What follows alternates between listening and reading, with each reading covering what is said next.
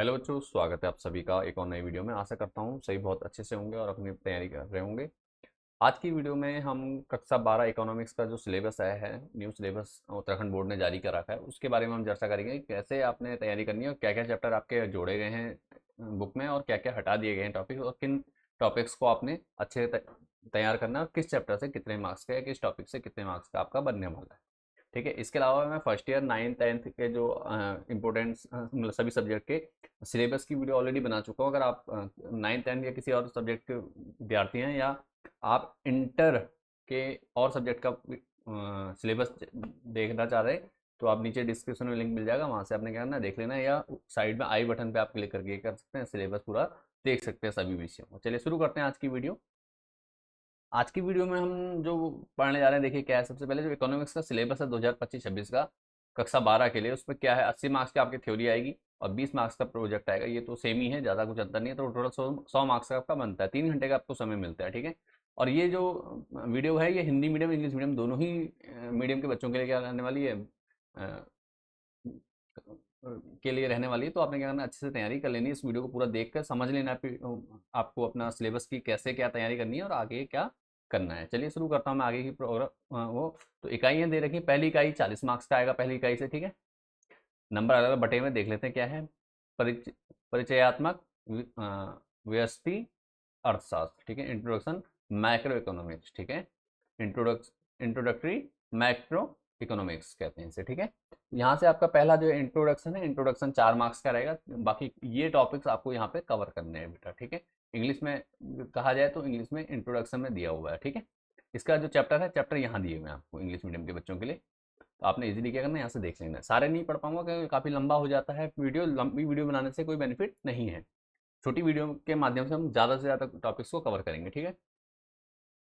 उपभोक्ता संतुलन और मांग, दूसरा जो इकाई है उपभोक्ता संतुलन और मांग, कंज्यूमर इक्विलिब्रियम और डिमांड। ठीक है। यहाँ से आपका सबसे ज़्यादा आएगा अभी तक। 14 मार्क्स का यहाँ से बनना है पेपर। तो आपने करना है इसको अच्छे से तैयार कर लेना है। ठीक है। इसमें अलग अलग चीज़ें ये, जैसे उपभोक्ता संतुलन क्या है, उपभोक्ता संतुलन का उदासीनता वक्र विश्लेषण क्या है, उदासीनता वक्र और उदासीनता मानचित्र क्या होता है, ये सब आपने देखना। मांग बाजार मांग और मांग निर्देशक, ये सब क्या है, इनके बारे में आपने पढ़ लेना है अच्छे से। ठीक है। तो यहाँ आपको चैप्टर 2 की डिटेल्स दे रखी है। इसके बाद देखिए अगला क्या है। तो अगला जो यूनिट है आपका उत्पादन, नहीं सॉरी, उत्पादक व्यवहार और आपूर्ति। ठीक है। उत्पादक व्यवहार और आपूर्ति। तो प्रोड्यूसर बिहेवियर एंड सप्लाई। ठीक है। ये भी 14 मार्क्स का आपका आना है। उत्पादन फलन का अर्थ क्या है, अल्पावधि क्या है, दीर्घावधि क्या है। ठीक है। औसत उत्पाद क्या है, उत्पाद क्या है, सीमांत उत्पाद क्या है, वापसी लागत क्या है, अल्पविधि मांग लागतें क्या है, कुल लागत क्या है। ठीक है। सीमांत लागत, उनका अर्थ, ये सब चीज़ें आपने यहाँ पढ़ ली हैं। ठीक है। तो ये सारी चीज़ें आपको यहाँ मिलेंगी। चैप्टर 3 रहेगा आपका। ठीक है। यूनिट 3 में इसमें। ठीक है। यूनिट 3 में आपको ये चीज़ें आप पढ़नी है। क्लियर हो गए यहाँ तक। किसी को कोई डाउट हो कमेंट जरूर कीजिएगा। ठीक है। बाकी इसकी पीडीएफ आप हमारी वेबसाइट से डाउनलोड कर सकते हैं, या आपको वीडियो के लिंक के नीचे डिस्क्रिप्शन में लिंक मिल जाएगा, आप वहाँ से भी आप कर सकते हैं, इसको डाउनलोड कर सकते हैं इजीली। ठीक है। चलिए आगे बढ़ता हूँ। इसी का उत्पादक व्यवहार आपूर्ति हो चुका है, ये क्लियर है यहाँ तक। इसके बाद जो यूनिट 4 है वो है आपकी पूर्ण प्रतियोगिता के तहत बाजार के रूप में मूल्य निर्धारण सरल अनुप्रयोग के साथ। ठीक है। जिसमें क्या है, पूर्ण प्रतियोगिता, विशेषताएं, बाजार संतुलन का निर्धारण और मांग की आपूर्ति, मांग और आपूर्ति में बदलाव के प्रभाव, केवल अल्पावधि मांग और आपूर्ति के सरल अनुप्रयोग, मूल्य सीमा और मूल्य तल। ठीक है। ये सब चीजें आपके हैं चैप्टर यूनिट 4 में। यूनिट 4 आपका देखिए यहाँ दिया हुआ परफेक्ट कंपटीशन। ठीक है। इसके बाद feature determination of market equilibrium and effect of shift in demand and supply. ठीक है। इस प्रकार से आपको दिया हुआ, आपने पढ़ लेना है। इसके बाद जो यूनिट 2 है, ये भी आपका टोटल 40 मार्क्स का है। ठीक है।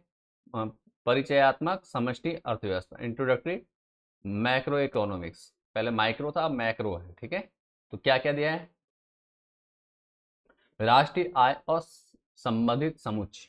ठीक है। राष्ट्रीय आय और समुच्चय, इसमें से इसमें कुछ टॉपिक्स दिए हैं, ये आपने पढ़ लेना है। मैं मेन टॉपिक्स आपको पढ़ दे रहा हूँ। समष्टि अर्थव्यवस्था क्या है, ये पढ़ना है आपने। अर्थव्यवस्था की मूल अवधारणाएं जानना है। जीएनपी क्या है, एनएनपी क्या है, जीडीपी क्या है, एनडीपी क्या है, जीडीपी। ठीक है। जीडीपी और जीडीपी अपस्फीति कारक क्या है। ठीक है। इन सब चीज़ों के बारे में आपने पढ़ लेना है, ठीक है। जीपीडी डिफॉल्टर, जीपीडी और वेलफेयर, ये सब चीज़ें क्या होती हैं, ये आपने इस यूनिट में कवर करना है, इनको अच्छे से तैयार कर लेना है बेटा, ठीक है। अब आगे बढ़ता हूँ इसी के साथ, ये 10 नंबर का इस यूनिट से।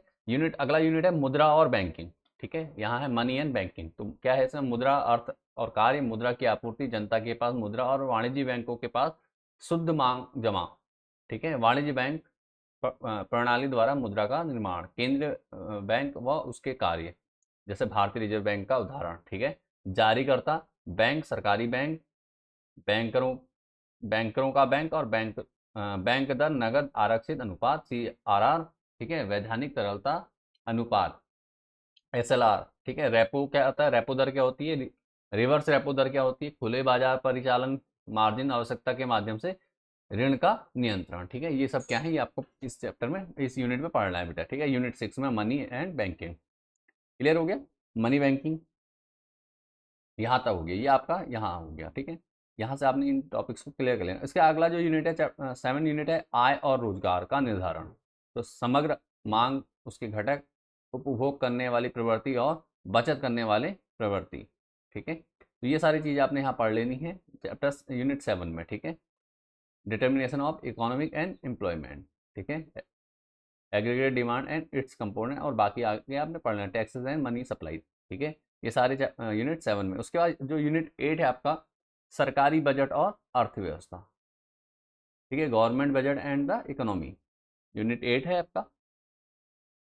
तो इसमें आपको क्या पढ़ना, सरकारी बजट क्या है, अर्थ उद्देश्य और घटक क्या होते हैं, प्राप्तियों का वर्गीकरण, राजस्व प्राप्तियां और पूंजी प्राप्तियां, व्यय का वर्गीकरण, राजस्व व्यय और पूंजी व्यय, संतुलित अधिशेष और घाटे का बजट, सरकारी घाटे का उपाय, भुगतान संतुलन खाता, ठीक है। ये चीजें हो जाएंगी गवर्नमेंट में, government budget, meaning, objective and components. और ये क्या है, मेजर गवर्नमेंट डिफिक्ट, ठीक है। उसके बाद जो 9 है यूनिट, भुगतान संतुलन, बैलेंस ऑफ पेमेंट, ठीक है। भुगतान संतुलन खाता, अर्थ और घटक, भुगतान संतुलन, अधिशेष और घाटा, विदेश विनिमय दर, निश्चित और लचीली दरों का अर्थ, और प्रतिबंधित फ्लोटिंग, मुक्त बाजार क्या है, मुक्त बाजार में विनिमय दर का निर्धारण, ठीक है। ये सब पढ़ लेना आपने। इसके अलावा इंग्लिश मीडियम के लिए बात करें तो बैलेंस ऑफ पेमेंट अकाउंट, ठीक है। Meaning and component, balance of payment, surplus and deficit, foreign exchange rate, ठीक है। ये सब चीज़ें आपने पढ़ लेनी, फ्लोटिंग एक्सचेंज रेट सिस्टम, ठीक है। तो ये सब चीज़ें आपने इसमें पढ़ लेनी। इसके अलावा यहाँ पर टोटल ये जो थ्योरी का पोर्शन होता है आपका 80 मार्क्स का कंप्लीट हो गया है। और यहाँ तक कई चीज़ें आपको समझ में आ गई होंगी, और आप बाकी को धीरे धीरे पढ़ सकते हैं चैप्टर और टॉपिक्स क्या क्या आपको पढ़ने हैं करके, ठीक है। सारे टॉपिक्स हम एक एक करके नहीं पढ़ रहे हैं, लेकिन क्या है कि यहाँ पे अगर आपको कोई डिटेल में किसी चीज़ के बारे में इससे जानकारी चाहिए होगी तो आप मुझे कमेंट जरूर कर लीजिएगा, मैं आपको उस पर बता दूंगा, ठीक है। इसके बाद देखिए प्रोजेक्ट कार्य है 20 मार्क्स का, ठीक है। 3-3 मार्क्स का रहेगा, पढ़ सकते हैं आप इजीली, ठीक है। किस हिसाब से आपको बांटा गया है। उसके अलावा वही 3500 से 4000 शब्दों में आपको, ठीक है। प्रोजेक्ट कार्य क्या 3500 4000 शब्दों में होना चाहिए, और टीचर्स की सहायता ले सकते हैं, खुद का लिखा हुआ होना चाहिए। ये सारे निर्देश दिए गए हैं, आपने यहाँ पे पढ़ लेने, ठीक है। प्रैक्टिकल आपको 20 मार्क्स आते हैं। इसके लिए आपको क्या है, स्कूल की तरफ से आपको ये मिलते हैं, तो आपने अपने स्कूल में अपना क्या ओवरऑल जो आपके एक्टिविटीज़ हैं स्कूल में, वो क्या होनी चाहिए, परफॉर्मेंस आपकी बेहतर होनी चाहिए एक्टिविटीज़ में, ठीक है। तो इसी के साथ सारी डिटेल्स मैं आपको यहाँ पे बता चुका हूँ, आपने यहाँ देख लिया होगा। कोई डाउट या परेशानी लगे तो आप मुझे कमेंट कर सकते हैं, मैं आपके कमेंट का रिप्लाई जरूर देता हूँ सभी बच्चों का। तो आप कमेंट जरूर कीजिए, साथ में पहली बार अगर चैनल पर आए तो जल्दी से चैनल को सब्सक्राइब करके दोस्तों से शेयर कर दीजिए, वीडियो को लाइक जरूर कर दीजिए।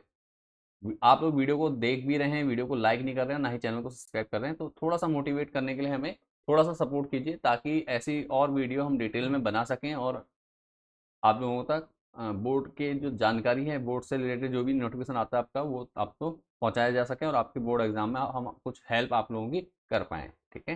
तो चलिए मिलते हैं नेक्स्ट वीडियो में, तब तक बाय एंड टेक केयर, अच्छे से तैयारी करते रहिए।